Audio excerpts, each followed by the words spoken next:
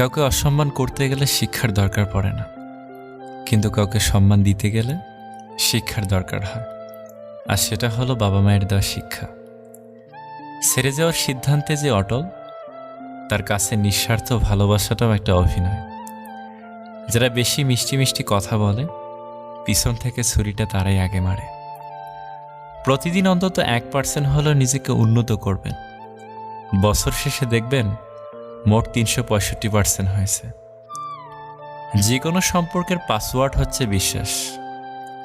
মানুষের বেঁচে থাকাটাই অস্বাভাবিক, মরে যাওয়াটা স্বাভাবিক। আজ হয়তো সময়টা খারাপ, কিন্তু সারা জীবন থাকবে না। তবে আজ যাদের চিনে নিলাম, তাদের সারা জীবন মনে থাকবে। অতিরিক্ত আপন হতে যাবেন, দুঃখ ছাড়া কিছুই পাবেন না। রব সবাইকে সব কিছু দেয় না। হয় কাউকে দিয়ে পরীক্ষায় ফেলেন, নয় কাউকে না দিয়ে ধৈর্যের পরীক্ষা নেন। জোর করে কোনো কিছুই পাওয়া যায় না। ভাগ্যে থাকলে কেউ কেড়ে নিতে পারে না।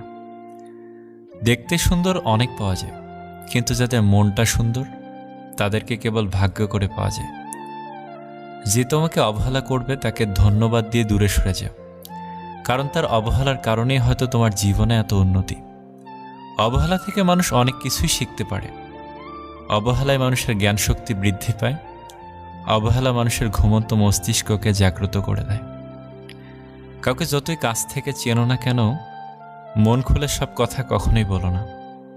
মনে রেখো, এ যুগে বিশ্বাসের মর্যাদা কেউই রাখে না। জীবনে যদি বারবার পড়ে যান, তবে পথটাকে বদলান, স্বপ্নটাকে নয়। কারণ একটা গাছ তার পাতা বদলায়, জায়গা নয়। মনোবিজ্ঞানীরা বলেন, নাম্বার 1, কেউ যদি তুচ্ছ বিষয়ে অনেক হাসেন, তবে সে ভিতর থেকে খুবই একা। নাম্বার 2, যদি কেউ অতিরিক্ত ঘুমায়